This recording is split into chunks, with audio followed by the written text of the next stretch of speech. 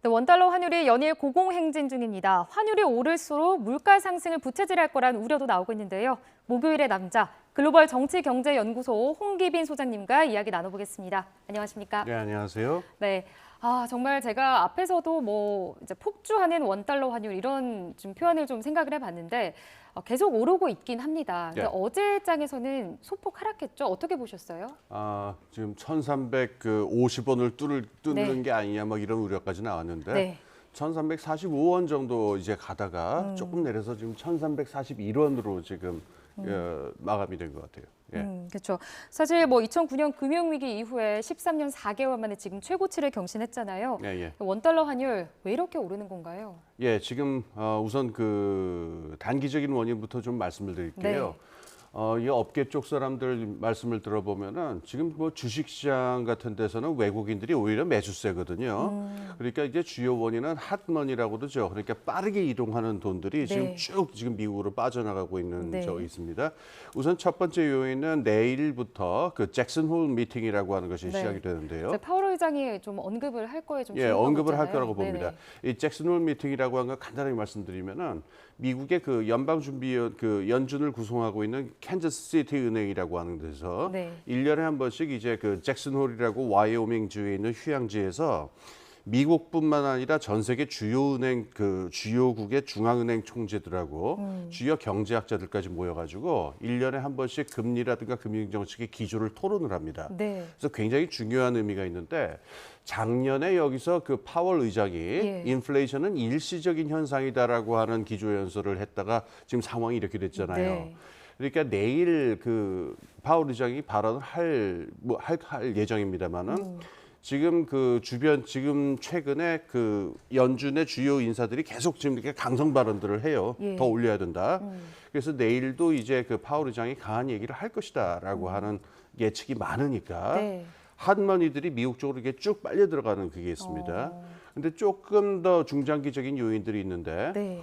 유럽에서 지금 영국의 인플레이션율이 내년 1월이 되면은 18%가 넘을 거다라고 하는 보고서가 나왔어요. 네. 그러니까 18%면 어느 정도의 수치인 거죠? 그 70년대 말에 그 2차 오일 쇼크가 있었었는데 네. 그때 1년 연간 한 17% 정도였으니까 지금 하이퍼 인플레이션의 초입이 아니냐라고 하는 걱정까지 나오고 있어요. 굉장히 지금 우려가 되는 상황이네요. 예, 그렇습니다. 그런데 지금 영국도 그렇고 유럽도 지금 상황이 좋지 않은데 여기에서 금리를 올리기도 마땅치 않으니까 영국이나 유럽에 있는 돈들이 좀 빠져나가는 문제가 있고 하나 더 있습니다. 중국에서 지금 부동산 시장이 굉장히 불안하고 네. 가격 하락 기조가 지금 보이고 있어요. 그러니까 중국에 있는 돈도 빠져나가니까 한머니들의 움직임이 지금 빠르게 나타나가지고 이게 지금 우리나라 외환 시장을 좀 크게 영향을 주는 것 같습니다. 사실 지금 이렇게 환율이 오르면 지금 굉장히 우리 기업들도 좀 문제가 되는 거 아닌가 싶은데 네. 우리나라는 특히 이 자본 수지랑 경상 수지 둘 다 좀 네. 대외적인 좀 의존도가 크기 때문에 그렇습니다. 크게 영향을 받잖아요. 그래서 네. 환율의 변화에도 조금 더 민감하게 작용을 하는 것 같은데 지금 네. 우리 기업들 환율이 이렇게 오르면 좀 수출 어려워지는 거 아닌가요? 어떻습니까? 오히려 수출을 주로 하는 쪽은 쉬워지겠죠. 왜냐하면 네. 원화의 가치가 떨어지게 되니까 우리나라 제품의 가격 경쟁력이 올라가서 수출 쪽은 유리하게 되는데 이 환율 정책에서 항상 딜레마가 있어요. 원화 가치를 갖다가 낮게 유지를 하면은 네. 아까 말한 대로 수출 경쟁력은 좋아지기 때문에 잘 팔릴 수가 있는데 이 수입 물가가 올라간단 말이에요. 네. 그럼 서민들은 이제 살아가기 힘들게 되고 전반적으로 인플레이션이 상승하게 되니까 그럼 이 물가가 오르게 되면은 또 다시 금리를 올려야 되는 이런 악순환 구조가 생길 수가 있어가지고 지금 문제가 있습니다. 네, 사실 지금 반도체 수출도 줄고 있고 지금 무역 수지 적자도 우려할 만한 상황이라고 하는데 예. 지금 보면은 올해 누적 254억 달러 적자다 예, 이런 예. 지금 통계가 나왔거든요. 지금 예. 어떤 의미인가요? 이게 좋은 일은 아니겠죠. 그러니까는 이게 에너지 가격이 계속 오르니까 수입 물가는 계속 네. 오르고 그다음에 이제 팔리는 이거는 이 수출을 해서 얻는 돈은 줄어들어서 이런 일이 벌어지는데 크게 걱정할 거는 아닌 요소도 또 있습니다. 지금 우리나라만 겪는 문제는 아니고요. 네. 제조업을 주로 그 강국으로 내세우는 이런 제조업 강국들, 우리나라뿐만 아니라 독일이라든가 일본이라든가 무역 적자가 악화되는 일들은 지금 다 같이 나타나고 있습니다. 근데 제가 볼 때 오히려 걱정되는 거는 네. 이 교역 조건이라고 하는 게 있어요. 그 수입하는 물가들의 평균 가격하고 수출하는 물가의 평균 가격인데 네. 이 교역 조건이 악화가 되면 쉽게 말하면 미치는 장사를 하는 건데요. 네. 우리나라 이 교역 조건이 악화된 거는 좀 장기적이에요. 그러니까 이미 작년부터 시작이 돼가지고 좀 길게 벌어지는 일이라서 좀 장기적인 면에서 무역 적자를 좀 걱정해야 되는 게 아닌가. 그래서 이거에 대한 대책으로는 우리가 수출을 해서 파는 나라들이 네. 너무 좀 한 군데 몰려 있는 게 아니냐. 요걸 좀 다변화시켜 가지고 수출 가격들을 좀 올려서 이 교역 조건을 좀 그 장기적으로 그 좀 이게 호조로 바꿀 필요가 있다. 이런 면은 지적하고 싶습니다. 근데 이제 무역 적자가 계속 이렇게 이어지면 뭐 재정 적자 그리고 또 쌍둥이 적자 리스크 이런 것들이 이제 현실화될 가능성도 있잖아요. 이 부분은 좀 어떻게 보세요? 아마 그 이제 그 재정 적자 부분이 아니라 지금 쌍둥이 적자 얘기 나온 거는 경상수지 적자하고 네. 무역수지 적자가 다 나타나는 그 부분일 거예요. 경상수지, 그러니까 지금 국제수지가 크게 자본수지가 있고 경상수지가 있잖아요. 그렇죠. 그리고 경상수지는 다시 그 안에 무역수지하고 무역외수지가 있는데 네. 무역수지는 방금 말씀하신 대로 수출 수입에서 발생하는 그 부분이 좀 적자가 난다는 말씀드렸고 아닌 부분은 뭐냐면은 외국에다가 돈을 이제 그 우리가 해외 투자를 해가지고 들어오는 이자라든가 이런 부분들이 또 있어요. 이것도 경상수지로 잡히는데 지금 최소한 지금 정부 당국자 그 네. 추경호 그 기재부 장관이라든가 이런 분들 말씀은 무역 적자는 지금 발생하고 있지만은 네. 경상수지 부분에서는 아직 그 들어오는 돈들이라든가 이런 것들이 있어서 네. 경상수지 적자까지 함께 나타나지는 않을 것이다. 일단 정부는 이렇게 이야기하고 있습니다. 근데 뭐 고환율, 고물가, 고금리 지금 계속 뭐 저성장으로 이어지는 계속 악순환이 계속되고 있잖아요. 예, 예. 그래서 이 부분에 대해서는 좀 다른 대책은 없는 건가요? 지금 2.7% 정도 예측을 하다가 지금 얼마 전에 2.5%로 낮췄더라고요. 2.5%, 네. 그다음에 물가 인상률도 한 6%까지 되지 않을 것이냐 이렇게 되는데 지금 우리나라도 노력을 해야 되겠습니다만은 방금 말씀드린 대로 지금 에너지라든가 물가 그 식량이라든가 이런 네. 부분은 이런 대외적인 요인들이 워낙 강하니까 대외적인 요인이라고 하면 뭐 에너지 가격, 그렇죠. 폭등 또는 이제 기후 변화 이런 것들이 있을 수 있을까요? 기후 변화도 물론 있겠고 네. 지금 당장은 에너지하고 식량하고 식량과 에너지. 예, 네. 이런 그 원자재 부분들의 대외적인 요인이 강하니까 이거는 어떤 뭐 어느 나라든 정부 당국이 그 바로 대처하기 힘들겠죠. 네. 그래서 뭐 지금 쉽게 올해 연말까지의 상황을 뭐 어느 누구도 쉽게 예측할 수 있는 상황은 못 됩니다. 자, 이제 환율이 이렇게 오르면 물가 오름세도 또 가팔라질 수밖에 없잖아요. 네. 지금 기준 금리도 결국에는 영향을 미칠 수밖에 없는데 오늘이죠. 한국은행이 이제 추가 금리 인상을 발표합니다. 네. 많은 전문가들 또는 네. 시장에서는 0.25%포인트를 인상할 거다. 네. 이렇게 좀 예상을 하고 있는데 소장님 보시기에 어떠세요? 그게 엊그제까지만 해도 네. 0.5%될 거다라는 네. 얘기도 많았어요. 맞아요. 왜냐면은 빅스텝을 좀 밟을 것이다라는 의견들도 예. 꽤 있었거든요. 그러니까 지금 하루가 다르게 지금 예측이 바뀌는 거 보니까 네. 정말 예측 불허 같은데 네. 저번에도 말씀드렸지만 지금 한국이랑 미국이랑 금리가 역전된 상태잖아요. 상당히. 그렇죠.